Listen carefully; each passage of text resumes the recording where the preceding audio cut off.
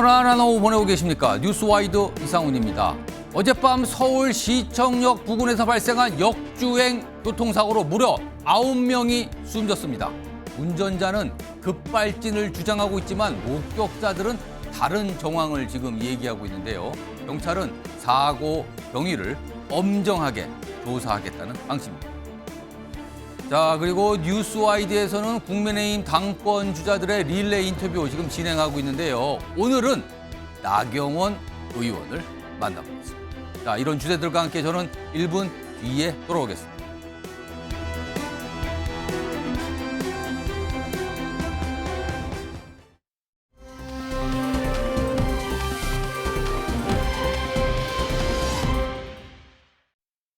네, 자, 아자아자 파이팅! 안녕하십니까? 우리는 여당입니다. 잘 따랐습니다.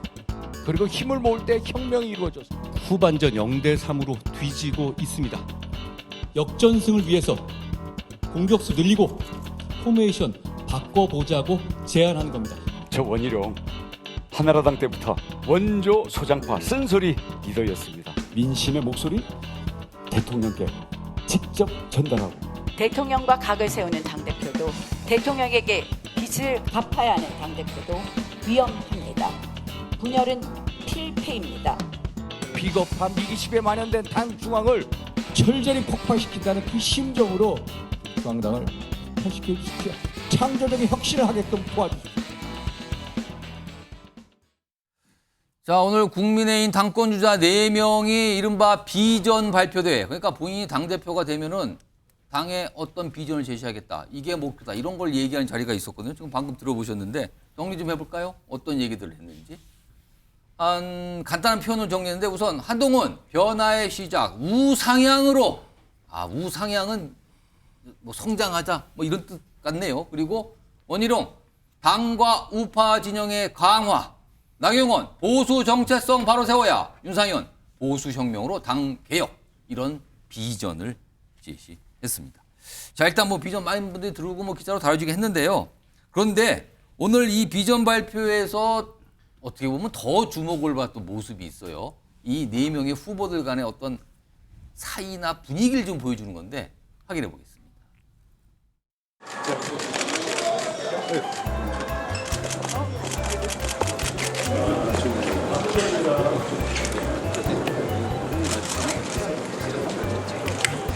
해서 이렇게까지 아니 위로 하면 너무 둘이 양강구도 그런 건데. 아니 양강구도 둘이 제일 크고 양강구도 맞다고? 나는 꼭 여기다 같이 붙여야지 안 되겠다. 같이 붙여야지. 윤상현을 믿어 오세요. 아니, 저 모습만 보면요, 둘도 없는 친구 같잖아요. 특히 원희룡 전 장하고 한동훈 전 위원장은 뭐 어깨 동무까지 하면서 굉장히 친한 걸로 보이는데, 사진 보면 저래요, 지금요. 손도 잡았어요, 저렇게 앉아서 나란히. 서로 어깨 동무하고 뭐 눈도 맞춰서 내화도 하고 막 이러는데, 그런데 저 행사가 끝난 뒤에 두 후보의 목소리가 나왔습니다. 기자들 앞에서 한 거거든요. 들어보시죠. 그런 식의 네거티브 정치 공세에 대해서는 저는 웬만하면 대응하지 않으려고 합니다. 할 말이 많이 있잖아요. 제가 어떤 말을 할 수 있는지 다 알고 계시죠. 선거 이후에 저희가 힘을 합쳐서 거대 야당의 폭주에 맞서고 민생을 위한 정치를 해야 될 사람들이거든요. 제가 참겠습니다. 이제 뭐 1회 말에서 2회 초 넘어가나 마나, 그러니까 한 2회 초 정도의 상황인데, 이것을 모두 그런 네거티브다, 뭐 이런 식의 형식의 문제, 이런 걸 가지고 문제의 실질을 회피해서는 안 된다. 아까 앉아서도 그런 얘기를 했습니다. 네. 이승만 전 대통령실 행정관, 네. 국민의힘 소속이신데 현장에 있으셨다 그랬잖아요. 네, 바로 그 분위기 뒷자리에 보셨잖아요. 있었습니다. 근데 저 비전 발표에 4 후보가 나란히 앉아서 서로를 바라보는 뭐 태도라든가 행동을 보면 네. 정말 친해 보이거든요. 근데 네. 지금 끝나서 원 후보, 한 후보, 두 분의 말을 보면 상대를 그냥 날선 얘기 되거든요. 원래 같이 있을 때는 친해 보이고 떠나면 저렇게 하는 겁니까? 정치인이 가져야 되는 가장 중요한 그 자질 중에 하나가 예. 저는 좋아도 안 좋은 척, 안 좋아도 좋은 척이라고 생각하는데 예. 지금 오늘 네 분의 그 자리에서 그 모든 게 한 번에 다 보였던 것 같습니다. 그러면 저 자리에 사실은 마음속으로는 네. 아 경쟁자 그리고 뭡니까 이러지만 겉으로는 저러는 거예요? 굉장히 화기애애한 것처럼 보였는데 제가 뒷자리에서 이제 하시는 얘기를 좀 들어보니까 무슨 얘기였습니까? 이 나경원 후보는 이제 한동훈 후보한테 저한테 학폭 가해자 같다고 하셨다면서요.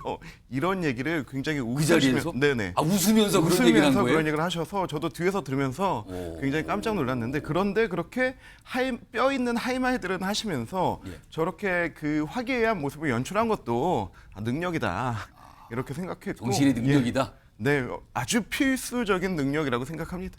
아니 보통 사람들 입장에서는 와 대단하다 이런 반응이 나올 수 있을 것 같아요 지금요. 저런 모습이 오늘 있었습니다. 일단 이렇고요. 이런 상황에서 사실은 한동훈 전 위원장이 다른 세 후로부터 아주 공통적으로 집중 견제를 지금 바꾼 상황이에요. 그리고 오늘 이제 후보들이 후원금 모금, 만약 당대표 출마하시는 분들은 이제 후원금 모금 가능하는데 한동훈 전 위원장이 후원금 모금을 오늘 했어요. 결과를 볼까요? 화면에 있습니다. 오늘 오전 9시에 후원 계좌가 열렸답니다. 계좌 공고 8분 50초 만에 1억 5천이 한도거든요. 이거 다 채웠답니다. 그리고 이게 한 20% 정도 조금 더 받아도 된다 그래서 최종적으로는 1억 7천이 조금 넘는 돈이 모였다 그러는데 8분 걸렸답니다. 8분. 후원자는 1,700여 명, 10만 원 이하 소액 후원자가 1,600명, 600여 명이니까 대부분이 소액 후원을 하신 거네요. 좀 큰 돈은 일부만 하시고. 8분이요. 근데 이 8분이 딱 알려지니까 정치권의 많은 분들이 이 얘기를 하시더군요. 다른 분도 빨리 했는데 더 빠르네요 라고 반응을 보이는데 화면에 있습니다. 바로 이재명 대표입니다.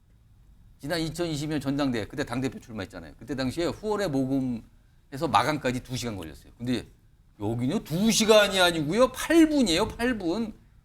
엄청나게 빨리 모은 건데 박창환 장관대 트임 교수 나오고 계신데요. 2시간 걸렸던 이재명 민주당 대표였었는데 그거보다 뭐 몇 배가 더 빠르거든요. 한 전 위원장의 팬덤의 힘이 드러난 겁니까? 그럼 여기서?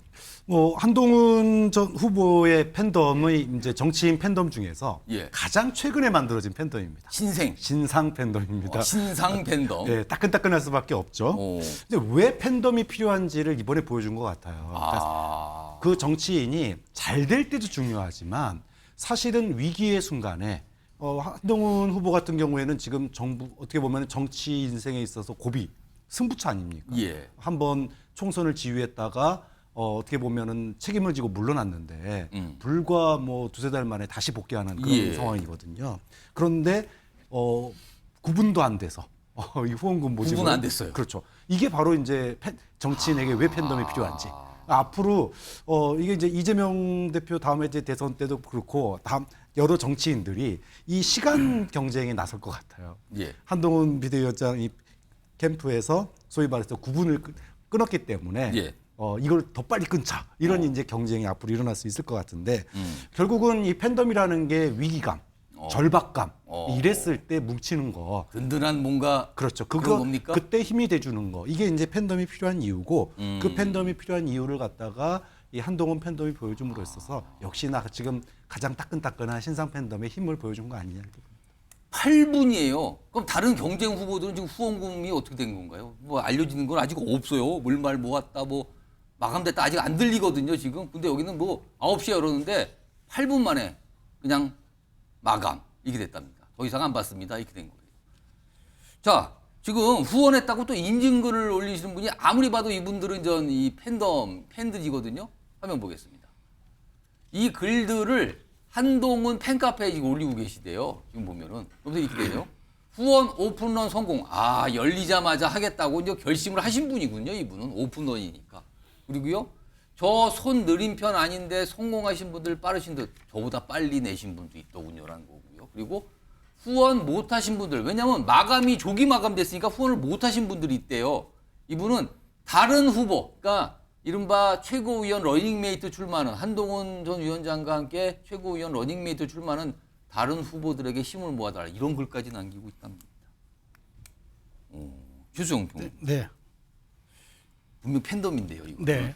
이 팬덤이 향후에 전당대에서 어떠한 영향을 끼칠 걸로 보십니까? 지금? 사실 오늘 저도 놀랐는데 제가 오늘 12시쯤 한 보도 채널로 이제 뭐 이동을 하고 주차장으로 들어가는데 예. 차가 한 대 나오는데 사람들이 그 낮에 비가 엄청나게 오는데 두 줄로 막 연호를 하고 있어서 이게 어떤 연예인이 여기 왔나 봤더니 한동훈 위원장, 한동훈 후보였어요. 아, 거기에 온다? 예, 거기 주차장 빠져나오는데 환호를 지르고 오늘 날씨 안 좋은데요? 비가 계속 무지하게 내렸죠.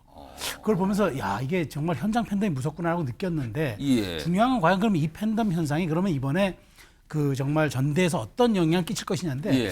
저는 그게 보여지는 것과는 별개로 실질적으로 이게 다 그렇게 조직력 있는 득표로 이어지기에는 조금 괴리감이 있다. 왜냐하면 이게 이제 일상에서 나타나는 여론의 어떤 열기와 그다음에 이게 대의원들의 표로 연결되는 부분들은 조금 다르기 때문에 예. 한동훈 회장이 이걸 끝까지 갖기 위해서는 다음 주로 예정되는 이제 TV 토론이라든가 예. 그다음에 이제 지역 순회 연설이 있습니다. 거기에서도 한동훈 위원장이 말하자면은 내가 그 야당 그러니까 야당과 싸울 수 있는 여당의 대표임을 입증을 해줘야 되고 또 이런 팬덤의 현상들이 단순히 일회성으로 그치는 게 아니라 내가 정치의 자산으로 갈 수 있다는 것을 입증해 줄 때 예. 저는 이게 득표력이 연결되지 지금 이렇게 붐업하는 현상과 실제로 일강구도를 형성해서 그 고착화하는 현상은 조금 괴리감이 있을 수 있어서 예. 앞으로 남은 TV 토론과 지역 순회 연설에서 한동훈 위원장이 얼마만큼의 정치력을 보여줄 수 있는가 인정받는 여부가 저는 그 척도가 될 걸로 봅니다. 아, 아무튼 대단해요. 그래서 그런지 더 견제를 받는 걸까요? 이런 모습, 지지율상으로도 지금 뭐 단연 압도적으로 앞서는 모습이 많이 나타나는데 후원금 모금도 이렇게 굉장히 빠르게 모금하니까 다른 경쟁 후보 입장에서는 약간의 신경이 좀 쓰이고 견제 대상이 되고 이러는 것 같은데 앞서서 원희룡 전 장관과 한동훈 전 비대위원장 오늘 행사에서 굉장히 친숙했던 모습 사진 다시 한번 불러올까요? 저 사진 좀 다시 한번 좀 봐주세요. 오늘 비전 발표에서 있었던 모습인데요. 손을 꼭 잡고 저렇게 어깨 동무까지 했어요. 이게 무슨 얘기인지 더 궁금해지는데 아무튼 이런 모습이었거든요. 겉으로 봐서는 굉장히 친하고 가까운 걸로 누가 봐도 보입니다. 그런데 어제 그리고 최근에요. 사실 두 후보가 굉장히 날선 얘기를 주고받고 있어요. 우선 한동훈 전 위원장인데요. 뭐 탄핵 이런 얘기가 나왔거든요. 들어보시죠. 원 후보를 비롯해서 많은 분들이 탄핵 소추안을 국회에서 통과시키셨죠. 그 원 후보 같은 경우는 본인이 국회는 아니었지만 그 전후에서 굉장히 탄핵을 해야 된다. 탄핵이 너무 잘했다. 이런 입장까지 내셨던 것 같은데요. 2018년에 무소속으로 탈당하신 상태에서 제주지사에 나오셨죠. 예. 그때 이런 말씀을 하셨어요. 민주당으로 갈 수도 있다. 그럼 지금 당권을 잡겠다는 분들이 탄핵이란 말을 공공으로 얘기한다?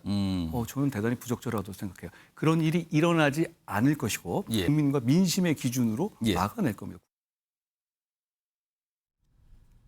그러니까 아까 한동훈 전 위원장이 앞선 영상에서 무슨 탄핵에 찬성했다는 얘기는 저 박근혜 전 대통령 탄핵 때를 얘기하는 거예요. 그때 원희룡 전 장관 찬성했잖아요. 이 얘기를 꺼낸 겁니다. 원희룡 전 장관은 뭐라고 얘기를 했을까요? 들어보시죠. 빨간불이 켜져 있는 길로 가면 분열과 탄핵과 배신의 길이 결국 종착점으로 기다리고 있다는 걸 알기 때문에 그 길로는 절대 가지 말라고 얘기하고 있는데 네. 그 길을 가본 경험자의 길을 그것도 초보 운전자가 예. 왜 그렇게 무시하고 가려 그럽니까? 저는 우리 국민의 뜻 내지는 국민이 준 큰 판단이 몇 가지가 있다고 생각하는데요. 우선 첫 번째로는 박근혜 대통령에게 배신당했다는 것입니다. 온갖 분야에서 탐욕과 인사전횡과 국가 공권력을 동원한 권위주의 시대의 탄압과 부패를 서슴지 않았습니다. 대통령 본인의 문제입니다. 몸통은 대통령입니다. 그러니까 갑자기 박근혜 전 대통령 탄핵 책임론이 이쪽으로 방향을 간 거예요, 지금요. 이 어떤 갈등과 대립이. 화면으로 정리 좀 해보죠. 이게 이제 시작은요, 이 한동훈 전 비대위원장이 최혜병 특검법에 대한 찬성 의혹, 그리고 새로운 특검법을 자체적으로 내야 된다 제안을 했잖아요. 그걸 대해서 원희룡 전 장관이 아니, 이거 야당의 미끼인데 특검 미끼 물면 이거 탄핵입니다. 윤석열 대통령 탄핵까지 가는 거 아닙니까, 지금? 이렇게 얘기를 하니까 한동훈 전 위원장, 아니, 원 전 장관을 비롯한 많은 분들이 과거에 박근혜 전 대통령 탄핵 소추안 통과시켰어요. 찬성했잖아요. 무슨 소리라는 겁니까? 그런 분이 지금 탄핵 얘기를 한다고요? 그러자 원희룡 전 장관. 아니 그때 찬성한 건 맞지만 탄핵소추 관여 안 했어요. 그런 얘기하시면 허위입니다. 이렇게 반응해요. 여선홍 전 행정관. 지금 원희룡 전 장관이 한동훈 전 위원장한테 사과 요구를 했다고요? 네, 맞습니다. 그러니까 이제 한동훈 후보가 그 인터뷰에서 예. 원 후보를 비롯해 많은 분들이 탄핵 소추안을 국회에서 통과시켰다. 이 말씀을 하셨는데 이 워딩 자체를 보면은 이제 당시에 원희룡 후보는 제주지사였기 때문에 국회에서 찬성표를 던질 수가 없습니다. 그러니까 본인이 찬성 입장은 맞았지만 마치 그 소추가 통과됐는데 뭔가 역할을 한 것 같다라고 그렇죠. 얘기했다 그거예요? 예. 그러니까 국회에서 통과시켰다. 그 부분에서는 팩트가 아닌 거죠. 그러니까 한동훈 위원장이 약간은 뭐 어떻게 보면은 팩트 면에서 약간 찬성했다까지 가면 정확하게 맞는 그렇죠. 건데. 근데 국회에서 찬성에 통과시켰다 이런 거면은 이제 원희정 장관이 내가 찬성 입장은 맞지만 그 부분은 아니다. 사실이 아니다. 허위 사실이다. 사과해라. 이렇게 이제 입장을 밝히고 내가 무슨 있는데 표결을 합니까 당시에 사과하세요. 그렇죠. 틀린 네. 내용이군요. 이 얘기예요. 맞습니다. 그런 얘기인데 이제 사실은 저는 그 한동훈 후보가 계속해서 본인이 이야기하는 뭐 탄핵 그리고 배신자 프레임 관련해서 이야기를 하면 할수록 그 배신자 프레임 탄핵 프레임에 갇힐 것이다. 저는 그렇게 생각을 하고 있거든요. 근데 이제 한동훈 후보가 계속 거기에 관련해서 이야기를 하고 있어요. 그러니까 당장 원희룡 후보가 이야기 나오는 것이 그러니까 배신자 프레임에서는 결국에는 나는 박근혜 대통령과 박 전 대통령과 정치적으로 대립관계에 있어가지고 반대표 던졌지만 당신은 MB 시절에 MB 행정관하고 MB 기소시키고 박근혜 대통령한테는 직접 35년 구형하지 않았냐. 인간적으로 배신의 가능성은 당신이 더 높다. 뭐 이렇게 이제 공격을 하고 있는 것이죠. 책임이 누가 더 있는지 따져볼까요? 이겁니까? 그런 지금? 거죠. 예, 그렇습니다. 그렇게 지금 이제 탄핵 공방, 배신자 공방 뭐 이런 것들이 계속 이제 여권 전당대회에서 뭐 약간 주요 이슈 포인트입니다.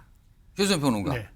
이거 국민의힘 당원들이 이 상황을 어떻게 보고 계실까요? 근데 뭐 탄핵까지 가서 너무 나간 것 아니냐 이렇게 볼 수 예. 있을 것 같은데 그럼에도 불구하고 저는 국민의힘 전당대회 그러니까 보수 정당계 역사상 이렇게 치열하고 접전을 벌이는 전당대회 본 적이 있으신가 제가 되묻고 싶어요. 치열한 겁니까? 거친 겁니까? 그러니까 뭐 보기에 따라서는 거칠 수 예. 있지만 그럼에도 불구하고 지금 용산 대통령실에 일제 개입이 없는 상황에서 물론 윤심 논란은 있지만 그럼에도 불구하고 이렇게 각자 가진 비전은 지금 서로 내놓지 않아도 어찌되었건 지금 본인들이 서로 양강구도를 형성하기 위한 저렇게 치열한 접전은 저는 최근에 본 적이 없어요. 그래서 오히려 이게 지금 윤석열 정부 3년 차에 이게 오히려 역동성을 주는 국민의힘의 전대 모습이라고 보고 더 중요한 건 여기에서 누가 되더라도 저는 이제 앞으로 당정 관계가 절대 완사이드하게 안 갑니다. 그래서 물론 지금 탄핵까지 나오는 점에 대해서 저는 과연 이게 역사의 시계를 뒤로 돌려서 뒤에 얘기하는 거는 결국 미래의 자신이 없기 때문에 과거 얘기를 하는 건데 그거에 대해서는 좀 빨리 이제 저는 출구 전략을 찾아야 된다고 보지만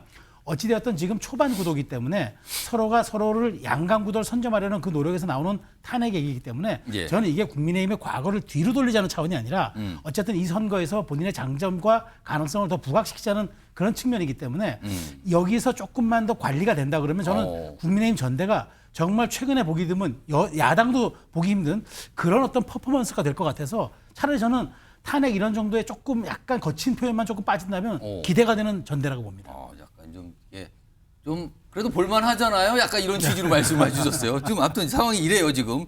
아무튼 대단합니다 지금. 뭐 행사장에서는 정말 둘도 없이 지난 것 같은데 거길 떠나면 상대방을 당해서 얘기를 하고 있는 이런 모습인데요.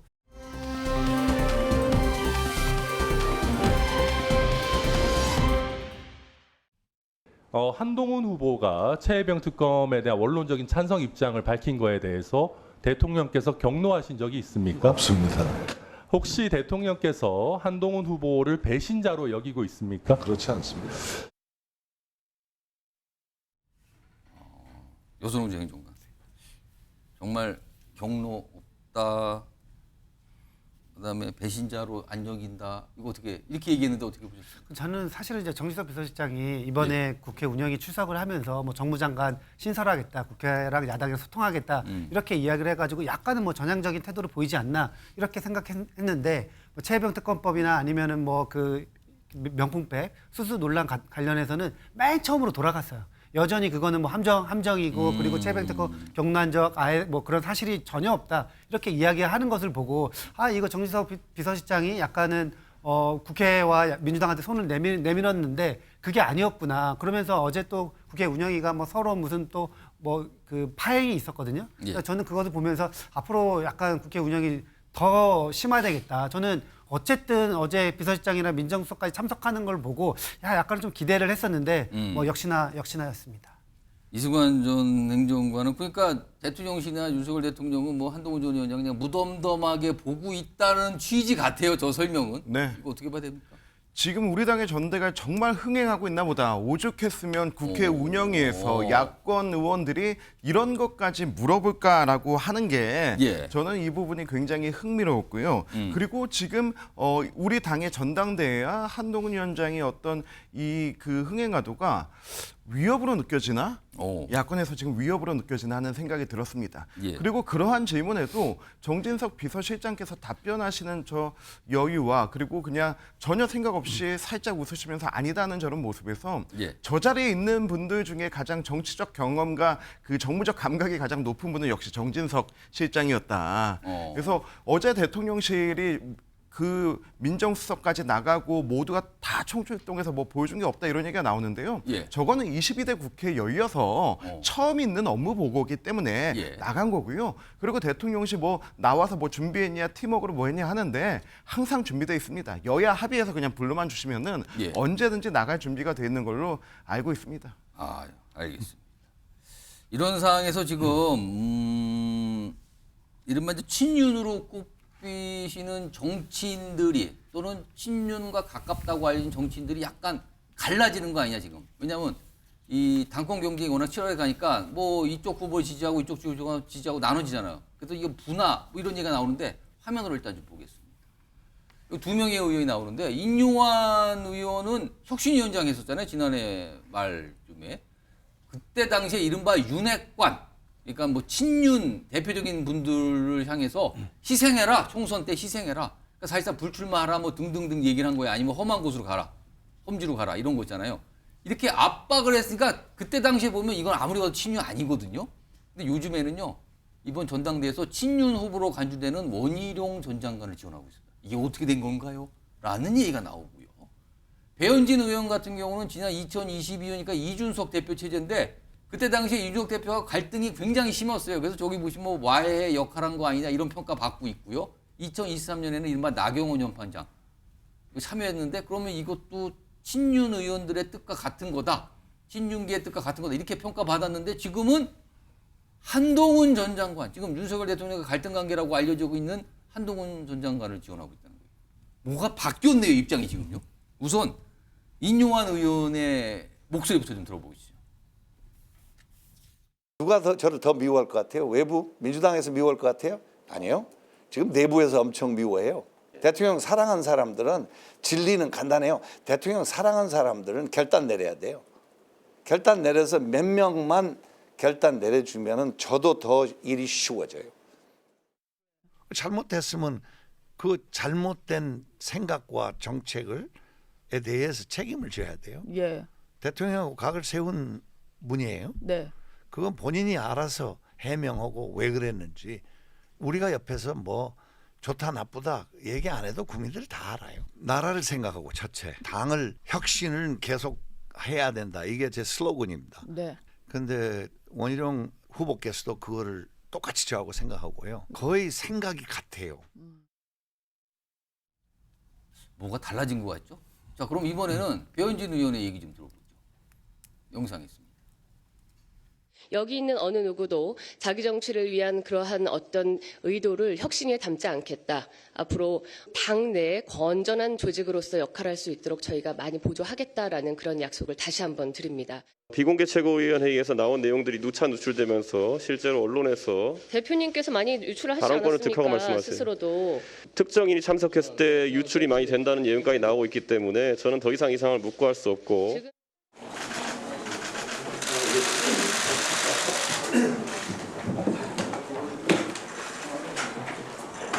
저희가 참 어려웠던 시기에 부득불 법무부 장관이라는 그 자리를 내려놓고 우리를 도와달라라고 요청을 해서 지난 총선 100일을 한동훈 위원장이 와서 열심히 뛰었습니다. 국민의 말만 듣고 가겠다라고 이야기하는 한동훈 위원장의 입장이 어찌 보면 국민의 입장에서 가장 합리적이지 않을까라는 생각이 들어서 그러한 목소리를 후배 국회의원의 한 사람으로서 그리고 당원의 한 사람으로서 드렸던 겁니다. 박찬호 교수님, 이 두 의원의 지지 후보가 이렇게 갈려버린 이유 어디 있다고 보십니까? 그러니까 현재 권력에 줄 서느냐 미래 권력에 줄 서느냐 뭐 이 차이겠죠. 일단 근데 국민들 입장에서 보면 좀 어이가 없는 측면이 있어요. 인요한 의원 같은 경우에는 당명 빼고 다 바꾸자고 얘기하시던 분이에요. 불과 몇 달 전에. 그런데 지금은 이렇게 바뀌면 안 돼요. 바뀌는 걸 반대하고 있습니다. 또 배현진 의원 같은 경우에는 이준석 대표 내쫓을 때는 거의 뭐 윤석열 대통령 중심으로 뭉치자 뭐 이런 중심을 외쳤던 분인데 지금은 또 이제 한동훈으로 뭉치자 이렇게 하고 있단 말이에요. 뭐 정치인의 변신은 무죄라고는 하지만 이 몇 달 사이의 변화가 소위 말해서 너무 권력의 양지만 쫓는 거 아니냐 이런 비아냥도 있을 수 있고 또 정치인이 좀 소신을 가졌으면 좋겠다 이런 것도 있어요. 근데 어쨌든 뭐 정치인들이 권력 앞에 변신은 무죄인 것처럼 그런데 이제 국민의힘의 지금 친윤의 분화는 뭐 현재 권력과 미래 권력 사이에 지금 뭐 줄서기가 분명하게 눈에 띄는 변화로 지금 이어지고 있다고 봅니다. 자, 뭐 정치 세계가 아까도 말씀하는 행사장에서는 정말 친하고 그러나 떠나면 또 상대방에서 막 쓴소리도 하고 여기 보면 또 입장이 짧은 뭐 몇 달 사이에 바뀌기도 하고 뭐 이런 모습이 많이 보이네요 지금요. 자, 지금 국회가 열리고 있어요. 아마 지금 대정부 질문이 계속 진행 중일 텐데요. 오늘 사실은 최혜병 특검법 상정이 예정돼 있어요 밤에. 그리고 이거 관련해서 만약에 상정되면은 국민의힘은 필리버스터, 그러니까 무제한 토론 진행해서 시간을 보내면서 막겠다 이런 얘기하고 있잖아요. 일단 관련 제목부터 확인해 보겠습니다. 탄핵안의 단순 보고는 있을 수 있지만 본회의 대정부 질문에 법안 처리를 위해서 안건 상정한 전례가 없다. 강하게 항의 말씀을 드렸고 강행해서 안건 상정이 진행되면은 최상병 특검법에 관해서는 저희들이 필리버스터 무제한 토론으로 임하겠다. 필리버스터를 진행할 만한 논리와 실력은 있겠는가. 국민의 총선 민심이 어떤 것인지를 알고 있는 행정부와 여당이 최혜병 특검법을 필리버스터한다? 사실은 상당한 무리라고 생각을 합니다. 의석을 정돈해 주시기 바랍니다. 성원이 되었으므로 제4차 본회의를 개의하겠습니다.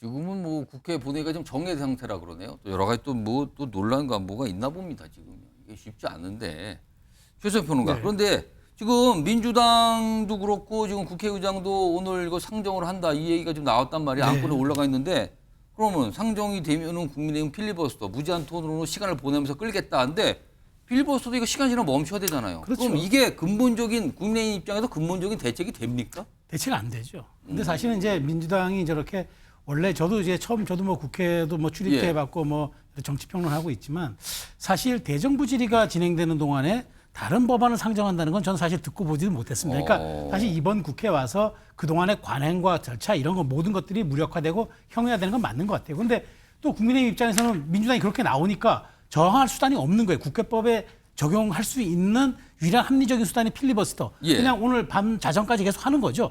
하면 내일 아침에 이제 민주당 야당 의원들이 3분의 1이 발의해서 또 이제 과반이 찬성하면은 그것도 이제 못하게 되는 건 아니겠습니까? 그러다 보니까 이거는 뭐 절차적 문제일 수밖에 없는데 저도 지금 이야기하는 추경호 원내대표의 얼굴에서 그 고심을 읽을 수가 있는데 우리가 할 도리는 하겠지만 막을 방법은 없다. 그러니까 결국 저는 이제 내일이 되면은 이게 상정이 될 테고 그렇다면 이제 결국 통과가 될 것 같은데 그렇다면 이제 바로 며칠 지나고 나면 이제 또 대통령이 거부권 행사하겠느냐 이게 또 이제 이슈가 되겠죠. 그래서 국민의힘이 할 수 있는 건 하지만 참 이게 할 수밖에 없는 그런 어떤 절차와 도구들이 정말 무력감을 느낄 수밖에 없다라는 말씀 저도 드립니다.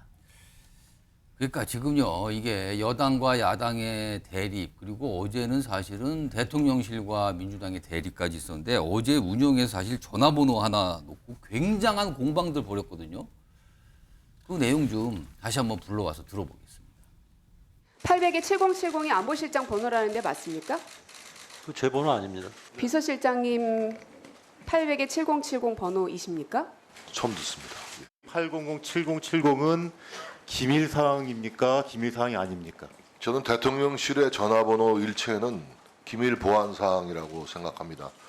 아마 지금 이 회의 실시간으로 북에서도 아마 시청하고 있을 겁니다.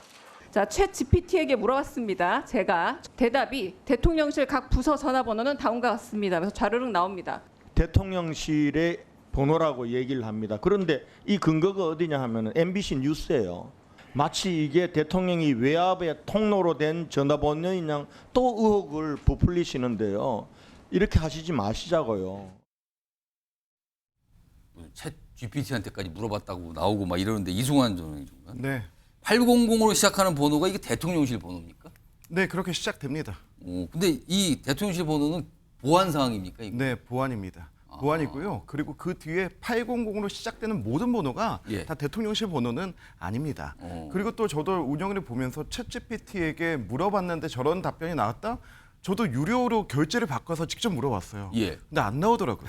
그 짧은 시간 안에 챗GPT가 학습을 한 것인지 여기에서 뭐 대통령실 번호는 공개될 수 없습니다라고 이렇게 그런 답변이 나왔습니다. 그래서 저런 부분들을 인용할 때는 정말 이렇게 되면은 우리가 차라리 AI한테 지배당하는 게 낫죠. 저런 부분은 좀 정무적으로 잘 판단해서 질문하시는 게 좋을 것 같고요. 대통령실에서 그렇다면 다른 번호들은 공개됐는데 왜 저 번호만 공개하지 않느냐. 일부 또 공개가 되는 번호가 있다면서요? 한 10개 정도가 공개가 되어 있습니다. 그게 조달청에서 입찰할 때 전화하는 번호나 혹은 이제 대통령실에 뭔가 방문 신청할 때 그리고 또 민원 처리할 때 그러한 번호들만 공개돼 있을 뿐이지 다른 번호들은 일체 공개되지 않습니다. 문재인 정부 때도 역시 마찬가지였고 청와대 내선 번호 공개라는 요구에서 요구하지 않는다고 나와 있습니다. 그리고 정보공개법에 따르면은 이 부분에 대해서 국가 안보나 이런 상황에 미치는 부분은 공개하지 않는 대로 되어 있기 때문에요. 저는 운영위에서 저렇게 나온 답변들이 모두 다 대통령실 답변이 합당하다고 생각합니다. 다만 민주당에서 이번 운영위의 첫 번째 그 업무 보고를 지난번 최상병 그 입법청문회 시즌 2로 몰고 가려고 했던 것으로 보입니다. 하지만 지난번 입법청문회 역시 맹탕이었고 이번 입법청문회 역시 대통령실이 본인들의 역할과 업무와 할 말에 대해서 분명한 규정을 보여줬다고 생각합니다. 지금 어제 이제 민주당에서는요. 아니 이게 02800770 이 번호로 이종섭 전 장관에게 전화가 갔다. 이 번호 뭡니까? 누가 그겁니까? 이걸 얘기하고 있거든요. 지금 이와 관련된 목소리가 오늘도 좀 나왔는데요. 그 내용 좀 요 내용이 이 여야에서 공방이 굉장히 심하게 나왔는데 이거 여선호주 행정관 지금 민주당에서는 그 번호가 8007070이 지금 누구 번호라고 의심을 하고 있는 겁니까 지금? 뭐 대통령 번호라고 생각을 하고 있는 거겠죠. 근데 이게 저는 이게 그 대통령실 아니면 청와대 저도 이제 근무를 했었는데 이게 과연 보안 사안인가 이런 생각이 들어요. 저도 이제 확실히 기억이 안 나는데 명함에 그냥 일반 전화번호 다 써져 있거든요. 그렇기 때문에 이게 보안 사안인지 잘 모르겠고 만약에 대통령실에 이게 보안 사항이라고 하더라도 대통령께서 최근에 뭐 사설로 아니면은 뭐 그 일반인들이 쓰는 SNS 통해서 계속 이제 뭐 정치인들이랑 여의도랑 아니면 이렇게 소통하고 있지 않습니까? 그래서 계속해서 대통령이 이런 그 보안되지 않는 번호를 써도 돼? 이런 이야기까지 나오고 있는 마당에 이 번호는 이 공개된 번호 같은 경우에는 보안이라고 하는 게 약간 좀 웃기다 뭐 이런 생각을 했습니다. 아무튼 공방입니다. 이제 어제는 이제 전화번호 가지고 이제 공방을 벌였습니다. 자, 이런 가운데요. 지금 뭐 이것도 대립한 모습인데요. 오늘 민주당에서 탄핵안을 제출했어요. 검사들에 대한 탄핵안. 일단 목소리부터 좀 들어보겠습니다.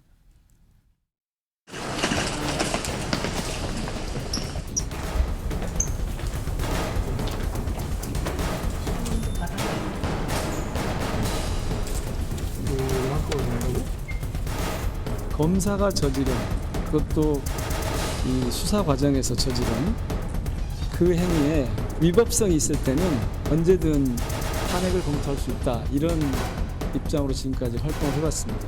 그래서 앞으로도 얼마든지 있을 수 있는데 이 탄핵은 헌법을 위반하는 위헌 탄핵입니다. 이재명 대표의 방탄을 위한 방탄 탄핵입니다. 아예 사법 시스템을 무너뜨려 이재명 대표에 대한 형사처벌 자체를 근본적으로 지워버리겠다는 방탄을 목적으로 하는 시도입니다. 자, 검찰총장의 반발을 불러온 이 탄핵안인데요. 지금 민주당에서 그러니까 이재명 대표, 그러니까 대장동, 그다음에 대북 송금 사건 수사하는 검사들 4명이에요 지금 탄핵안을 발의했어요. 그러니까 이재명 대표를 수사하는 이 검사들에 대한 탄핵안을 낸 거예요. 그러면서 뭐 수사권 남용하고 있다. 그래서 이건 탄핵해야 된다. 이건데 아까 검찰총장에 대한 반응도 있지만 대통령실도 민주당이 이거 수사권 달라는 거군요. 아예 수사권을. 이렇게 또 반응이 나왔어요. 제가 박정환 교수님하고 최수영 평론가께 한 1분 정도씩만 드릴게요. 먼저 박정환 교수님 어떻게 보세요? 네, 뭐 사실은 탄핵을 발의해서 넘어간다 그러더라도 헌법재판소에서 탄핵이 인용될 가능성은 낮습니다. 그럼에도 불구하고 민주당이 왜 또 탄핵을 시도하느냐? 예. 저는 경종을 울릴 필요가 있다라는 거라고 생각해요. 그러니까 명백한 위법이 있음에도 불구하고 안모 검사가 헌법재판소에서 탄핵이 기각되지 않았습니까? 그러면 그렇다고 위법을 그럼 그대로 놔둘 수는 없는 거 아닙니까? 소위 말해서 즉 피의자하고 뒷거래를 하고 회유하고 또 허위 진술을 강요하고 이런 부분들에 대해서 경종을 울릴 필요가 있다. 그런 차원에서 민주당이 뭐 정치적 탄핵이 분명하다. 그리고 또 해야 할 필요가 있다. 그렇게 봅니다. 최수영 평론가. 뭐 저는 이건 한마디로 얘기하면 이거는 사법부 겁방용, 그다음에 사법부 길들이기용 탄핵이라고밖에 볼 수 없죠. 그러니까 뭐 그럴싸하게 윤 명예훼손 사건에서 압수수색 규정 어겼다는 의혹, 뭐 한명수 전 총리 재판 과정 재수사 의혹 뭐 얘기하는데 이거는 사실 이거는 뭐 말도 안 되는 것 갖다 붙인 거고요. 결국에는 예. 이재명 대표 수사하면 우리가 보복한다예요. 한마디로 얘기하면. 그래서 저는 이렇게 봅니다. 민주당이 이런 식으로 조자룡 헌칼 쓰듯이 이렇게 탄핵을 남발하는 거 지금이야 뭐 거야의 입장이니까 할 수 있겠지만 이게 나중에 부를 정치적 후폭풍 그거 감당하기 힘들 겁니다. 저는 민주당이 이런 식으로 드라이브 거는 거 나중에 어떤 식으로든 정치적 후과를 치른다고 봅니다. 알겠습니다.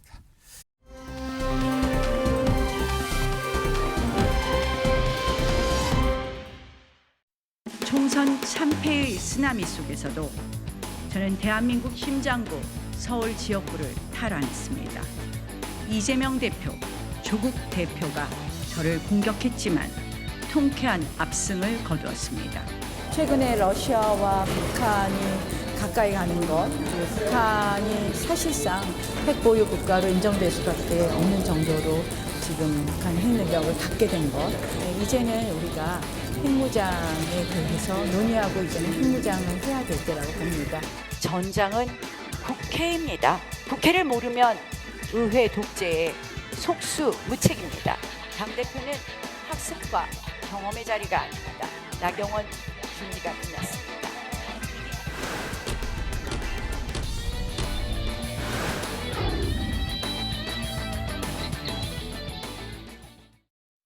자, 뉴스와이드가 요즘에 전해드리고 있는 국민의힘 당권주자 릴레이 인터뷰 벌써 3번째 순서인데요. 오늘은 나경원 의원 만나보겠습니다. 안녕하십니까? 네, 안녕하세요. 오랜만에 뵌 것 같은데 네, 총선 때 뵙고요. 오랜만입니다. 네. 알겠습니다. 요즘에 뭐 굉장히 바쁘시고 오늘도 행사도 있었는데 아까도 잠깐 다른 패널분과 좀 다뤄봤거든요. 그래서 여러 가지 모습이 있었는데 자, 그런데 제가 나경원 의원 인터뷰를 한다니까 주변 분들이 요거 좀 꼭 물어봐 달라. 네. 다시 한번 물어봐 달라 그러거든요. 왜냐하면 네. 지난해 초에 네. 3월이죠. 그때도 당권 도전을 한번 하셨었어요. 근데 그때는 좀 뭐 여러 가지 여의치가 않은데 이번에 또 다시 당 대표에 도전을 하시는 거거든요. 왜 다시 도전을 하시는 겁니까? 뭐 지난번에 뭐 여의치 않은 정도가 아니라 예. 정당 역사상 있을 수 없는 일이 있었죠. 예. 사실 이번에 당대표 도전하는 것은 다른 것이 아니라 정말 당이 위기라서 도전합니다. 아시다시피 뭐 민주당 오늘도 뭐 저 보니까 말도 안 되는 검사 탄핵안을 또 내고 있는데요. 그렇게 지금 의회 독재가 폭주하고 있습니다. 그래서 이렇게 위기일 때 뒤로 물러서 있을 수는 없겠다. 그럼 결국 의회 독재로 지금 민주당이 가고 있는 그 목적, 그건 결국 대통령 탄핵하겠다고 저러고 있습니다. 예. 그래서 결국 국회에서 이것을 뭐 막아본 사람, 그래도 원내대표로서 국회에서 이런 투쟁을 해봤던 사람, 예. 또 그리고 국회 안에서 일어나는 일이 많기 때문에 이번 당대표는 아무래도 국회에 그런 경험이 있고 예. 또 국회의원인 사람이 하는 게 좋겠다, 그런 생각으로 이번에 어려운 당대표 자리지만 맡기로 했습니다. 알겠습니다. 지금 질문을 보니까 굉장히 많이 제가 준비를 했는데 시간은 한 20여 분 잡은데 벌써 빨리 가고 있거든요. 그래서 말씀하실 때 한 1분 정도씩 하면 아마 시청자들께서 많은 얘기 들으실 것 같아요. 네.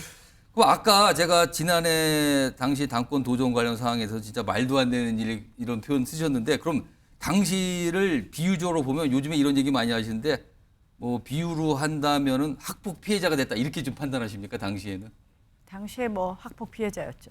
네. 지금 뭐 또 다른 학폭 가해자들이 막 나타나는 것 같아요. 지금 보니까 이제 이번 전당대회가요. 예. 다른 게 아니라 이제 지금 너무 뭐 눈살 찌푸리는 일이 많이 생기는데 원한 갈등이 치닫고 있다 이렇게 봅니다. 이번 전당대회 성격은 뭐 친윤이고 비윤이고 친한이고 반한이고 뭐 이런 게 아니라 지금 원한이 갈등하고 원한이 충돌하고 있다 이렇게 봅니다. 결국 둘 다 다음 대선을 뭐 굉장히 앞에 내세우고 있는 두 후보인데요. 이 갈등의 모습이 전당대회와 당에 결코 도움이 안 되는 모습이다 이렇게 보고 있습니다. 지금 말씀하신 원한 갈등 그 두 분의 얘기를 했는데 그와 관련이 좀 있을 것 같아요. 이번 당대표 출마 선언하시면서 대선에 나가지 않겠다고 밝히셨거든요. 근데 일각에서는 아니 정치인이라는 게 이게 한치 앞을 잘 모르는데 너무 빨리 선언하신 거 아닌가라는 반응도 있더군요. 이거 당대표가 된다면 안 하겠다는 거고요. 당대표가 안 된다면 그건 열려 있다. 근데 당대표가 된다면 제가 사실 출마 선언이 늦었습니다. 사실 이번 당대표가 자기 대선 욕심이 앞에 있으면 절대 이번 우리 당을 제대로 개혁하고 제대로 변화시킬 수 없습니다. 결국 뻔하잖아요. 자기 사람 심느냐고 얼마나 또 조강특위 열고 당무감사하고 물 보듯 뻔합니다. 그렇게 되면 당이 또다시 분열할 거라고 생각을 합니다. 그래서 저는 제 사심을 내려놓는 게 맞다 생각해서 그런 선언을 했다라는 말씀을 드리고요. 지금 그래서 제가 아까 원한 갈등 얘기했는데 둘 중에 한 명이 되면 우리 당이 하나로 되는데 굉장히 어려움이 있지 않을까 이런 생각합니다. 두 분은 대선을 생각하는 분 아니냐 이 말씀이 좀 그러니까 전제가 된 것 같은데요. 그 사심이 너무 앞서 있다는 거죠. 지금 나경원 의원을 좀 바라보는 여러 가지 평가도 있는데 혹시 당대표 뒤에 서울시장의 뜻을 두고 계신 거 아닙니까? 라는 질문도 있더군요. 뭐 정치는 어떻게 될지 모르기 때문에요. 뭐 한동훈 위원장 그런 얘기 하더라고요. 꿈을 크게 가지셔야지 그때 가서 나경원밖에 없다 대선 후보는 그러면 어떻게 할 거냐 해서 또 정치는 생물이니까 그때 모든 국민이 원하고 모든 당원이 원한다면 또 그렇게 갈 수도 있는 거고요. 지금은 어쨌든 우리가 이런저런 걸 내려놓고 당부터 구해야 되겠다. 안 그러면 저는 3년 후에 정권을 잃어버리면요. 국회의원 임기는 4년 남았는데 그 1년 동안 어떤 일이 있을지 모르겠다. 이런 생각을 합니다. 그래서 정말 사실 절박한 마음으로 나왔고 그러니까 어떻게 보면 이 당대표 자리는 좀 헌신하는 마음을 가져야 된다고 생각을 합니다. 국민의힘의 당대표가 만약에 되신다면 전제를 좀 해보겠습니다. 제일 먼저 하고 싶으신 일은 뭡니까? 당대표가 된다면 일단은 지금 이번 전당대회 과정은 물론이고 그동안 늘 개파 논쟁이 있습니다. 저는 통합하는 것을 제일 먼저 하고 싶고요. 그 통합의 과정에서 가장 중요한 것 중에 하나는 우리 정말 당을 위해서 헌신하고 희생하고 기여한 분들을 인정하는 것부터 시작한다고 생각을 합니다. 우리 당은 좀 의리가 없는 정당으로 늘 알려져 있습니다. 의리가 없다고? 네. 갑자기 공천 때가 되면은 보따리 장사가 나타난다고 경북지사께서도 말씀하시는데요. 당을 위해서 헌신하고 기여한 사람들이 제대로 평가받고 당에서 키워진 분들이 당의 리더가 될 수 있도록 하는 그런 기초를 만들고요. 지금 이제 중도 확장 이야기를 하는데요. 저는 이 보수가 스스로 우리 가치에 대한 뿌리를 튼튼히 해야지 중도로 확장할 수 있다고 생각을 합니다. 우리 뿌리를 튼튼히 해서 그러한 힘으로 또 중도 확장까지 노력하는 것 하겠습니다. 제가 이번에 총선 정말 완전히 서울 다 지는데 이겼잖아요. 그게 출발이 결국 더 민심을 가까이 읽는 데서부터 출발을 했거든요. 그러니까 이제 뭐 당 대표 된다면 지금 하나만 얘기하는 그러셨는데 세 번째 얘기하는데 여러 가지 말씀하셨어요. 네, 민심 더 가까이 듣도록 하겠습니다.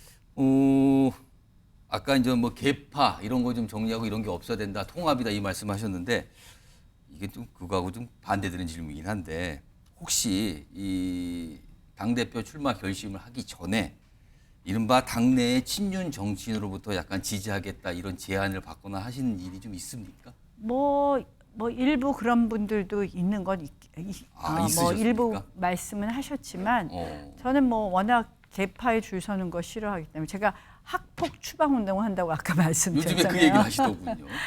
사실은 저는 뭐 늘 이야기하는 게 개파에 줄 서지 말고 국민에 줄 서자. 그리고 제가 이제 저는 그래서 늘 비윤이다. 뭐 친윤, 반윤 이런 거 아니라 비윤이다. 비윤이다. 그러나 대통령 성공을 반드시 지키려고 한다. 그래서 거기서 비윤이라는 건 넓은 의미에는 우리가 또 다 친윤이 돼야 되겠죠. 예. 그러나 이렇게 뭐 무조건 대통령을 팔거나 이런 거 하지 않겠다는 건데요. 예.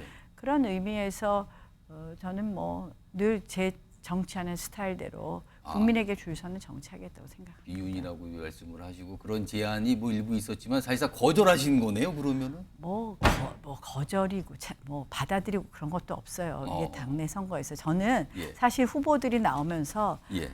너무 이제 한쪽은 뭐 대통령하고 밥 먹었네 어쩌네 하면서 윤심을 막 팔고 그런 얘기도 하죠. 네. 또 한쪽은 사실은 비대위원장으로 오셔서 그동안에 여러 가지 우리가 예. 우려하는 대통령과의 갈등을 일으키고 예. 그래서 두 분 다 지금 이제 세게 싸우시는데 두 분이 되시면 이거 당정 관계도 별로 바람직하지 않다. 그래서 제가 그런 면에서도 이번에는 제가 당선이 되어야지 당내 통합도 되고 당정 간에도 정말 건강한 당정 관계가 되지 않겠나 이렇게 생각합니다. 그럼 지금 말씀하신 원, 한 두 분은 당대표가 돼서는 안 된다 이 생각이신 겁니까 지금? 네, 그렇죠. 네. 알겠습니다. 그럼 혹시 그 중에서 가장 이분은 그래도 당대표가 돼서는 안 되지만 그래도 좀 강한 경쟁자라고 느끼시는 분이 있습니까? 그 중에서? 뭐 거기에 대해서 자꾸 대답하기가 그러네요. 알겠습니다. 자, 그럼 다른 얘기 좀 네. 바꿔보겠습니다. 요즘에 영남 지역을 자주 좀 찾으셨어요. 네, 네. 아무래도 뭐 많은 분들이 이제 거기에는 당원들이 많이 있고 한다는 건데 유독 영남 지역 자주 방문하셔서 공을 들이시는 이유는 뭡니까? 뭐 이제 당원들이 많으신 것도 있지만 예. 사실은 우리 당이 정말 쓰러지고 문 닫을 때도 지켜주신 곳이 영남 지역이고요. 영남 지역에 지지가 있었기에 저희 당이 다시 살아날 수 있었다고 생각을 합니다. 예. 그래서 결국 우리 당의 여러 가지 생각을 결정하는 데 있어서 그분들의 생각이 굉장히 중요하기 때문에 우리 당의 당심을 듣는 데는 가장 좋다. 그래서 당원들의 뜻을 좀 듣고 싶어서 많이 갔습니다. 이것도 좀 가정을 해야겠는데 당선을 가정해 보겠습니다. 당대표가 되셨다고 가정을 하게 되면 사실은 수도권 지역의 국회의원으로서 대선에서 이기기 위해서 향후 대선에 이기려면 수도권 민심을 듣는 게 중요하다 이런 걸 계속 누누이 강조해 오셨거든요. 그런데 또 현실적으로 보면 당의 중심적인 생각은 역시 영남 지역이다라는 게 여전히 현실입니다. 이게 괴리 현상인데 당대표가 되시면 이 괴리 현상을 어떻게 좀 해소할 수 있을까요? 저는 수도권 그 생존자입니다. 수도권 생존자. 그러니까 당연히 그런 당심을 듣지만 또 수도권의 민심을 반영하는 데 있어서는 이미 훈련되어 있고 유경험자 아니겠습니까? 충분히 이 부분 조화롭게 만들어 갈 거라는 말씀 드립니다. 조화롭게 할 수 있다. 네. 수도권 민심을 요새 좀 들어보셨습니까? 지금 영남 민심은 좀 많이 들으셨다 그런데 수도권 민심은 어떻게 들으셨어요? 뭐 어쨌든 지금 현재까지 뭐 여론조사 지지율에 나타나는 거 보면 예. 우리 정부에 대해서 아직 다시 신뢰를 회복하신 것 같지는 않고요. 또 우리 당에 대해서도 뭐 충분한 지지를 해주시는 것 같지는 않습니다.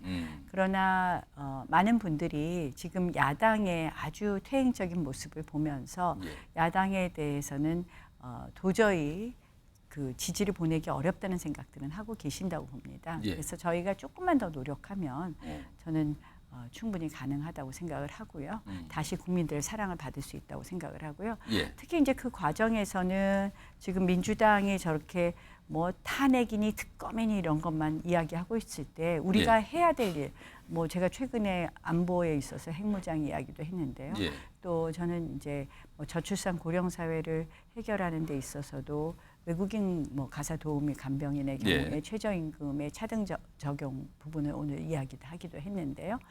이런 것부터 시작해서 정책 이슈로 국민들에게 필요한 것을 긁어드리는 노력을 꾸준히 한다면 다시 국민들께서 좀 그래도 일할 수 있는 정당을 믿어보자. 이런 생각을 하실 거라고 생각을 하고 그래서 그런 아젠다를 끊임없이 발굴하고 하는데 이미 수도권 민심을 가장 잘 아는 제가 그런 것도 또 이미 뭐 여러 가지 경험이 있잖아요. 5선 중진으로서 사실 수도권에서 생활한다는 게 쉽지만은 않은 일이었거든요. 그만큼 뭐 현장, 바닥, 뭐 민심 이런 거에는 가까운 사람이고요.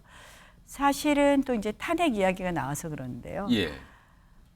지금 이제 민주당이 기승전 대통령 탄핵으로 자꾸 가고 있어요. 그래서 이 보면은 저는 탄핵과 관련해서 우리 후보들 간의 또 논쟁을 보니까 누구는 뭐 대통령 탄핵에 뭐 탄핵 때 형사 기소된 것에 그러니까 과거에 있었던 그 탄핵까지 가고 있어요. 지금. 구형을 했네. 누구는 찬성표를 저는 정말 부끄럽다는 생각이 들고요. 저는 사실은 거기서 교훈을 얻어야 돼요. 우리가 헌정사상 다시는 이런 일은 있어서는 안 됩니다. 대통령 탄핵은. 미국 헌정사상 한 번도 대통령 탄핵이 없었습니다. 그 이유를 알겠더라고요. 그래서 앞으로 이런 논란을 할 것이 아니라 정말 이런 민주당의 이 아주 반헌법적인 이런 퇴행적 행태에 대해서 우리가 어떻게 강하게 저지할 수 있느냐에 대해서 다시 그런 논의를 해야 되지 않느냐. 그래서 민주당 말씀을 하시니까 이것도 역시 당대표가 되셔야지 할 수 있는 건데 그 과정을 하고 되면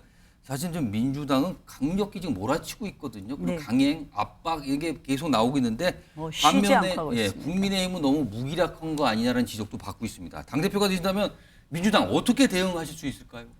제가 말씀드린 것처럼 우리가 아닌 거는 강하게 저지해야 됩니다.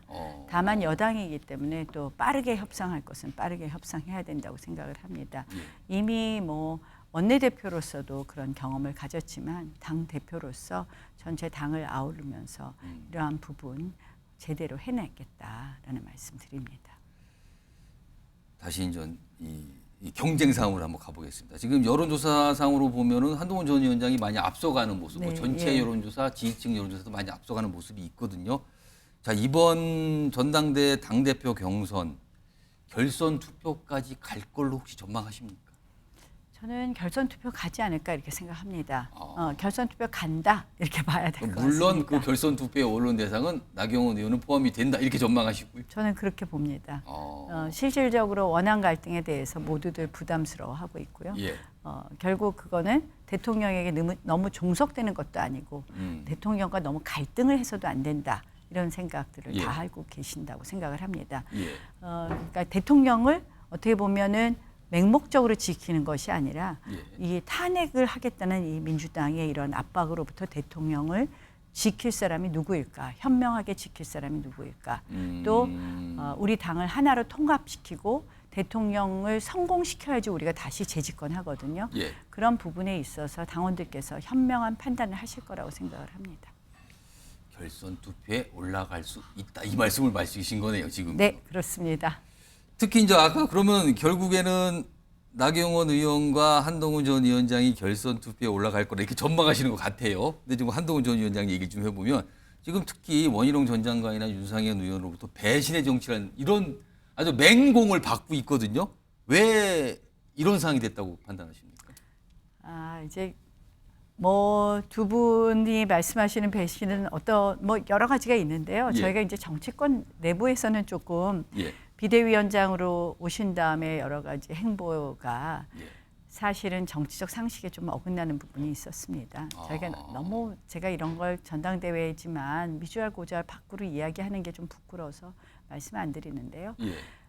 우리가 이제 비대위원장으로 오실 때 사실은 비대위원장은 적절한 자리가 아니었습니다. 선대위원장으로 선거를 취업하는 데는 좋은데 비대위원장은 당의 모든 시스템을 운영해야 되는데 당을 한 번도 해보시지 않고 알지도 못하는 분이 비대위원장 오는 건 적절하지 않았죠. 그러나 이제 비대위원장으로 오시길래 그러면 그동안 대통령이 눈에 넣어도 안 아픈 후배라고 하셨으니 그런 신뢰관계를 이용해서 우리가 좀 대통령을 설득하지 못하는 부분, 민심하고 좀 먼 부분을 좀 설득해주면 좋겠다 했는데 오자마자 저희의 기대와 너무 다르더라고요. 근데 그 과정에서 보면 우리 정치 한 사람의 상식으로는 여당의 대통령이 있는 여당의 경우에는 그래도 우리가 어떤 일을 함에 있어서 무슨 대통령이 그 권한이 진짜 있든 없든 우리가 항상 의논하고 또 협의해야 될 부분은 당연히 있는 거거든요. 그래서 그런 부분이 좀 부족한 걸 보면서 뭐 제가 내밀한 이야기까지는 못하겠는데요. 두 분의 신뢰관계는 파탄이 났다 이렇게 봅니다. 그러니까 비대위원장이 아니라 총괄 선대위원장도 자리가 적당했는데 비상대책위원장이 됐다. 이 말씀을 지금 설명하신 거네요. 그러니까 그런데 비대위원장으로 와서 하신 모습은 좀 결국 두 분의 신뢰관계가 파탄났다는 것을 알고 있고. 그러면 최근에 대통령실 고위 관계자가 한동훈 전 위원장을 보고 전륜이라고 규정을 했거든요. 전륜? 맥락이라고 같다고 봐야 되는 거예요, 그러면? 뭐 그렇다고 보여지겠죠. 네. 알겠습니다. 시간이 한 1분, 한 40분 뭐 남았는데 누구는 내가 전륜, 누구는 창륜 예, 그러는데 저는 뭐 사실은 그냥 이 당에 피해가 된다면 저는 사실은 입국 다물고 있었습니다. 제가 작년에 연판장 사건 이후에 1년 동안 제가 TV 인터뷰, 뭐 라디오 인터뷰도 하지 않고 있었는데요. 그만큼 당을 위한 애당심은 누구보다도 강하다. 그리고 지금 위기의 이 시기에 당을 진짜 구할 사람은 진정한 애당심이 있어야 된다 이렇게 봅니다. 지금 보니까 시간이 금방 한 20분 지나서 한 1분 남았는데요. 이거 아까 핵무장 얘기 주장했잖아요. 그거를 사실 당권 경쟁인데 왜 핵무장 얘기를 꺼냈을까라고 약간 의아하시는 분도 있어요. 어떻게 좀 설명하세요? 당권 경쟁이니까 우리가 당대표가 되면 어떤 정책을 할 거냐 늘 얘기하잖아요. 당권 주자들이 왜 정책 얘기 안 하냐고. 저는 사실 이제 안보 이슈는 핵무장 이슈를 얘기를 했고요.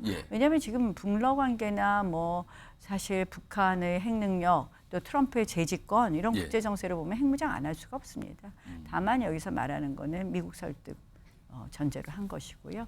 그다음 이제 두 번째로 저는 민생 이슈에서는 최근 이제 제가 오늘 물가 잡겠다라는 말씀도 드리면서 우리 대한민국의 이 경제 체질 바꿔야 된다고 했는데요.